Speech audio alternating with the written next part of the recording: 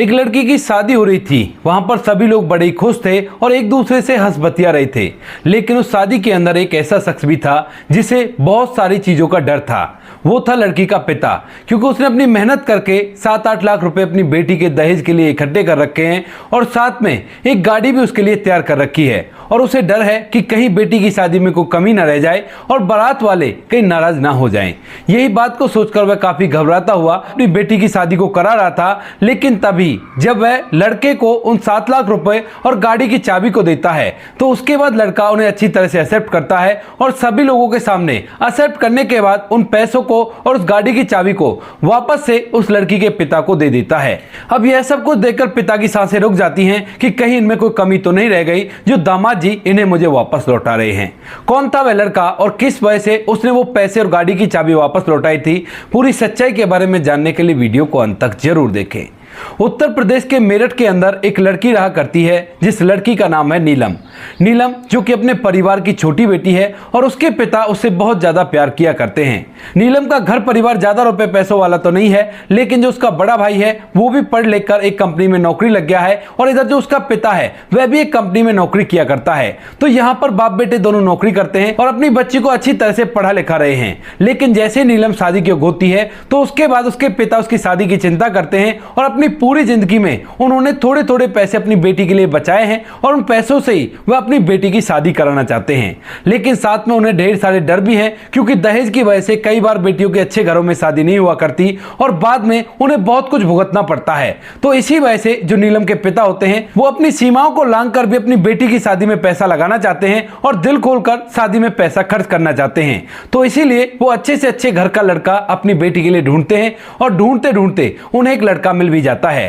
हरियाणा के एक शहर के अंदर एक परिवार रहा करता था जिस परिवार के अंदर एक लड़का होता है जिस लड़के का नाम होता है राघव।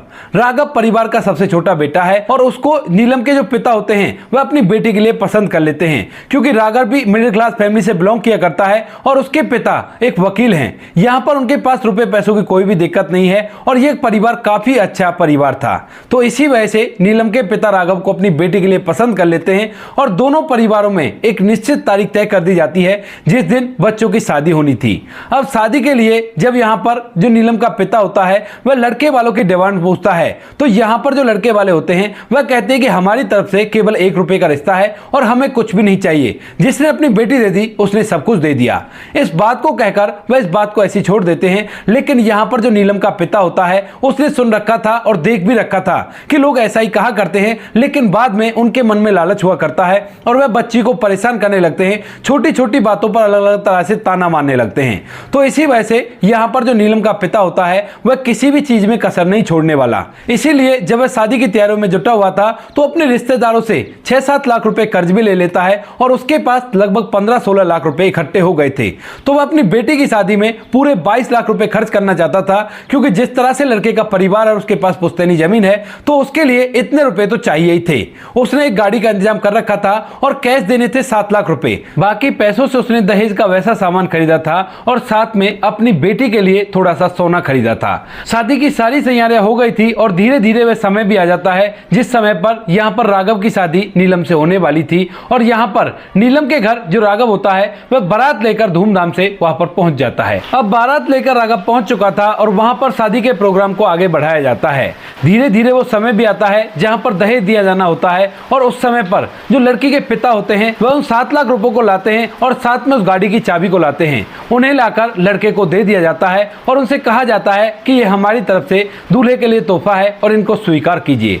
अब इसके बाद यहाँ पर जो लड़का होता है वह उनको हाथ जोड़कर स्वीकार कर लेता है और उसके बाद एकदम से खड़ा होता है। अब जैसे ही दूल्हा खड़ा हुआ था तो उसके बाद लड़की के पिता को बड़ा ही डर लगने लगता है, क्योंकि उसे डर है कि आज उसकी इज्जत नीलाम ना हो जाए, कहीं किसी सामान में कोई कमी रह गई तो लोग तरह तरह की बातें बनाएंगे कि इकलौती बेटी थी उसकी भी शादी अच्छी तरह से नहीं कर पाया। लेकिन दूल्हा खड़ा होता है और खड़ा होने के बाद लड़की के पिता के पास जाकर उन सारे पैसों को और उस गाड़ी की चाबी को लड़की के पिता को दे देता है। कहता है कि बाबूजी आपने दिया, हमने स्वीकार किया, लेकिन ये सब कुछ हमें नहीं चाहिए। हमने आपसे पहले ही कहा था कि आपने बेटी दे दी तो सब कुछ दे दिया और हम दहेज के बिल्कुल खिलाफ है। अब इस बात को सुनकर लड़की का पिता, जो अब तक काफी ज्यादा डर रहा था, वह पूरी तरह से हैरान हो जाता है कि आज के जमाने में भी ऐसा लड़का होगा जो इतने सारे पैसों और गाड़ी की चाबी को वापस लौटा देगा। इधर वो सभी लोग हैरान हो गए थे जो वहां पर मौजूद थे, लड़की पक्ष के और लड़के पक्ष के। और तभी यहाँ पर लड़की का पिता कहने लगता है, नहीं बेटा, ये मैं अपनी खुशी से दे रहा हूँ, इसमें आपकी कोई जोर जबरदस्ती नहीं है। लेकिन जो दूल्हा होता है वह उन्हें लेने से साफ साफ मना कर देता है और कहता है कि हमें बिल्कुल भी नहीं चाहिए और हम ये ले ही नहीं सकते। अब इसके बाद लड़की का जो पिता होता है वह पूछने लगता है कि बेटा ऐसा क्या हुआ और तुम इसे क्यों नहीं ले सकते। तो यहाँ पर जो राघव होता है वह कहता है कि इसके पीछे का कारण आपको मेरे पिताजी बता सकते हैं और यहाँ पर अगर वही इस चीज को बताएं तो बहुत ही अच्छा रहेगा। इस बात को सुनने के बाद जो यहाँ पर लड़की का पिता होता है वह लड़के के पिता की तरफ देखने लगता है और इसके बाद जो राघव होता है वह अपनी जगह पर बैठ जाता है। इसके बाद लड़की का जो पिता होता है वह लड़के के पिता के पास जाता है और उनसे पूछने लगता है कि आप ये सामान क्यों नहीं ले सकते। तो उसके बाद जो लड़के का पिता होता है, जो कि वकील है, वह खड़ा होता है, कहता है कि भाई साहब देखो, बुरा मानने की बात नहीं है, लेकिन हमारे परिवार में कोई भी दहेज नहीं लिया करता। अब इस बात को सुनकर सभी लोग फिर से चौंक जाते हैं कि इस तरह का परिवार भी है जिसके अंदर कोई भी दहेज नहीं लिया करता। हालांकि इनके परिवार की आर्थिक स्थिति काफी ज्यादा मजबूत है, लेकिन चाहे किसी की कितनी भी आर्थिक स्थिति मजबूत हो, वो तो उतना ही बढ़ चढ़ कर दहेज लिया करता है और उससे तो वो मन बढ़ाई समझा करता है। लेकिन यहां पर यह परिवार दहेज क्यों नहीं लिया करता।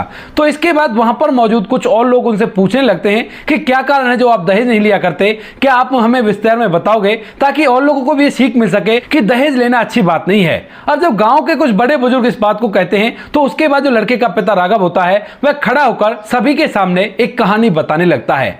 वह कहता है कि बात है आज से काफी दिनों पहले की, जब मेरी उम्र लगभग 18 साल थी और बड़े भाई की शादी नई नई हुई थी। बड़े भाई की शादी होने के बाद भाभी घर के अंदर आती है और उसके बाद जैसे ही भाभी घर के अंदर आती है तो अपने साथ ढेर सारा सामान दहेज में लेकर आई थी और वह घर के अंदर रहने लगती है। लेकिन धीरे धीरे जैसे जैसे समय बीतता है तो उसके बाद उसे अपने दहेज के सामान का काफी ज्यादा घमंड होता है। जैसे कि कोई भी सामान वो लेकर आई है, अगर उसमें जरा सी भी खरोच आ जाती या कोई खराब हो जाता तो उसके बाद वह ताना सा मार दिया करती और घर के अंदर का ज्यादा काम भी नहीं किया करती है। अब इस बात को लेकर जो मेरे माता पिता होते हैं वह भी चुपचाप रह जाते हैं, क्योंकि बहू रानी ढेर सारा दहेज लेकर आई थी, तो इसी वजह से सब चुप रहने में अपनी भलाई समझते हैं। मैं सब कुछ देख रहा था और इन सभी चीजों को देखने के बाद मुझे समझ में आता है कि दहेज एक इतनी बुरी चीज है जो कि परिवार को बर्बाद कर सकती है। क्योंकि जब मैंने अपने पिता से पूछा कि पिताजी भाभी ऐसा ऐसा कहा करती है, ये कोई अच्छी बात है, तो पिता मुझसे कहता है कि हाँ बेटा, अच्छी बात तो नहीं है, लेकिन क्या करें, वो अपने साथ दहेज में इन सामानों को लेकर आई है तो इनके बारे में वो कुछ भी कह सकती है। उसी दिन से मैंने तय कर लिया कि मैं ना तो अपनी शादी में दहेज लूंगा और ना ही अपने बच्चों की शादी में दहेज लूंगा, और उनको भी यही सलाह दूंगा वह भी अपने बच्चों की शादी में बिल्कुल भी दहेज ना लें।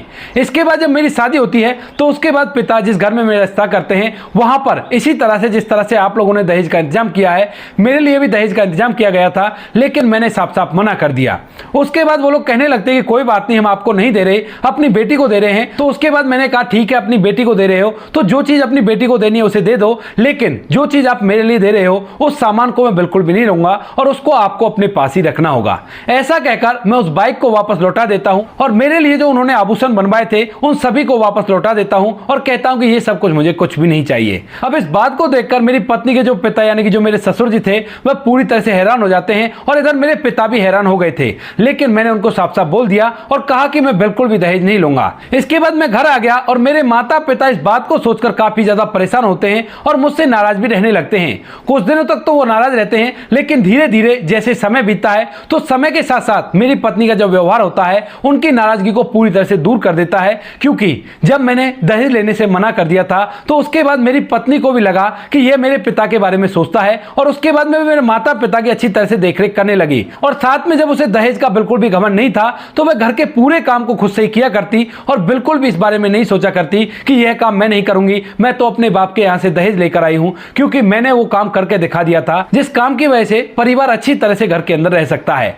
माता पिता जब सब कुछ देखते हैं कि छोटी बहू तो काम किया करती है जबकि बड़ी बहू इतना कुछ नहीं किया करती थी और वो तो उनकी अच्छे से देखरेख किया करती है, तो उसके बाद धीरे धीरे जब वो इस बात पर गहन सोच विचार करते हैं तो उन्हें पता चल जाता है। और इसके बाद एक दिन माता पिता मुझसे खुलकर इस विषय में बात करते हैं और कहते हैं कि बेटा तुमने बहुत अच्छा किया, वो मोटरसाइकिल और वो सामान कुछ लाख रुपए का होगा, लेकिन जो काम तुमने कर दिया है वो चीज जीवन भर चलेगी और यही चीज होनी चाहिए। परिवार को चलने के लिए लड़की का अच्छी तरह से रहना जरूरी होता है और अगर तुमने दहेज नहीं लिया तो तुम्हारी पत्नी अच्छी तरह से रह रही है। इस बात को सुनकर मेरी आंखों में आंसू आ गए थे, क्योंकि मेरी बड़ी भाभी ने माता पिता को काफी ज्यादा परेशान कर लिया था, लेकिन आज मेरी पत्नी की वजह से वो अच्छी तरह से से सांस ले रहे थे और अच्छी तरह से घर के अंदर रह रहे थे।